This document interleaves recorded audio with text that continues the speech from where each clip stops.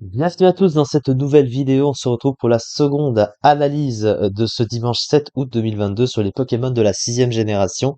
Et dans cette vidéo, nous allons parler de Higuolta, l'évolution du coup de Galvaran. Et avec sa pré-évolution, il est le seul à posséder le combo de type électrique et normal. Alors qu'est-ce que ça donne du coup en stratégie? Bah, électrique et normal, c'est un double type qui est assez moyen sans être très très fort hein, globalement, mais pas non plus très très mauvais, voilà, hein. Alors, c'est surtout déjà défensivement. En fait, du coup, bah, le type normal, en fait, c'est toujours le problème. Le type normal, quand il est comboté à un type, ça apporte jamais vraiment grand-chose parce que le type normal n'a pas de synergie naturelle. Donc, peu importe le type avec lequel tu vas mettre, ce sera toujours très moyen. Alors que quand tu cherches un double type, tu préfères que ton autre type apporte, alors que le type normal, c'est pas du tout le cas. Il apporte seulement l'immunité spectre, mais une faiblesse au type combat très gênante, sachant qu'il a déjà sa faiblesse au type sol, ça fait deux faiblesses très gênantes.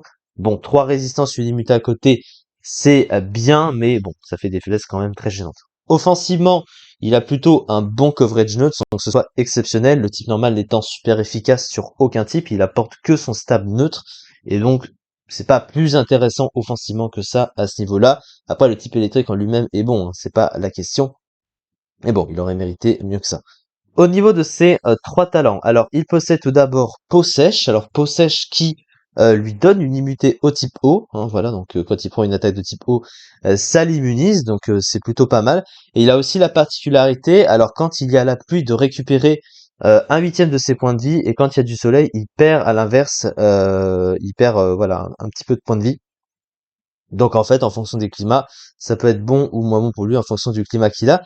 Mais cela étant, c'est un Pokémon qui s'acclimate plutôt bien bah, avec les climats, acclimaté, climat, puisque là, en fonction du climat, bah, s'il est sous la pluie, du coup, bah, ça l'avantage encore plus. Et en plus, ces deux autres talents, c'est également la même chose, parce que Voile Sable sous la cendre, ça lui booste de 25% son esquive. Alors c'est banni, hein, du coup, dans les tiers inférieurs à le beurre. Donc je pense pas qu'il puisse s'en servir. Mais Force Soleil, eh bien, sous le soleil, ça booste son attaque spéciale de 50%. Mais en échange, il perd un huitième de ses PV maximum par tour, donc ce qui booste sa puissance. Mais voyez que s'il y a la pluie, il peut utiliser Peau sèche. S'il y a le soleil, il peut utiliser Force Soleil. Donc vous voyez que ça adapte très bien dans les climats. C'est plutôt intéressant.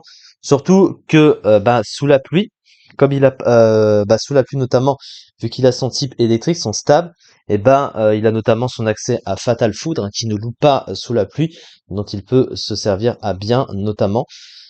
Et étant donné qu'il a également accès à la balle météo qu'on va voir après, et ben il peut à la fois s'adapter sous la pluie et sous le soleil. Et sous le soleil, ça lui donne une attaque de coverage supplémentaire avec sa balle météo. Donc vous voyez que c'est plutôt pas mal. Alors au niveau de ses stats, il possède déjà 109 en attaque spéciale. Alors 109 en attaque spéciale, c'est plutôt correct.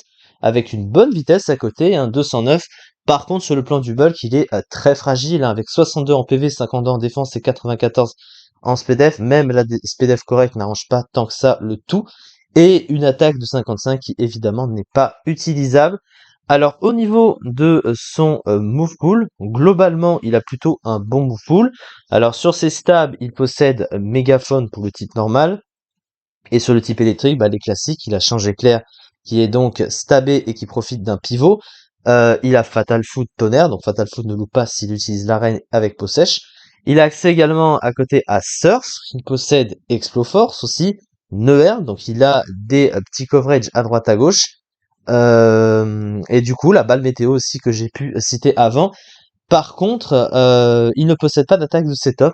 Voilà, donc ça c'est toujours dommage de pas pouvoir booster ses dégâts. Son move pool de soutien est très restreint, mais voilà, il a voilà deux trois trucs qui se battent en duel.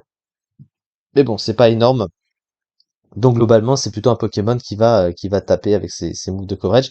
Mais c'est dommage, on préfère toujours voilà qu'il puisse ce setup pour booster ses dégâts et le rendre plus utile. Alors au niveau de sa fiche stratégique, du coup de bonnes statistiques en vitesse et en attaque spéciale, une défense spéciale correcte, un très bon talent lui donnant une immunité au type O, bon combo de stab, bon, c'est pas non plus incroyable avec le type normal et pas un bon stab, avec de nombreuses options de couverture alors qu'il a un type normal, non ça c'est faux. Hein. Ils se sont un petit peu trompés là. De mauvais PV et une mauvaise défense, souvent obligé de réussir des prédictions pour ne pas perdre le momentum, fait de mettre la pression à l'adversaire, oui à cause de son mauvais bulk. Ensuite, du coup, son classement, du coup, donc au niveau des usages, il atteint le Never Used, ce Pokémon, 21e du tiers, hein, 8,5%. Donc il est correctement classé dans son tiers, même si c'est pas le meilleur tiers du jeu, évidemment. Never Use étant un tiers où les Pokémon ne sont normalement jamais utilisés ou très rarement dans certains cas. En tout cas, c'est ça pour cette vidéo. On se retrouve du coup pour la dernière analyse du jour et ensuite demain, évidemment. Merci beaucoup de m'avoir suivi en tout cas pour cette vidéo et à très vite pour la suite.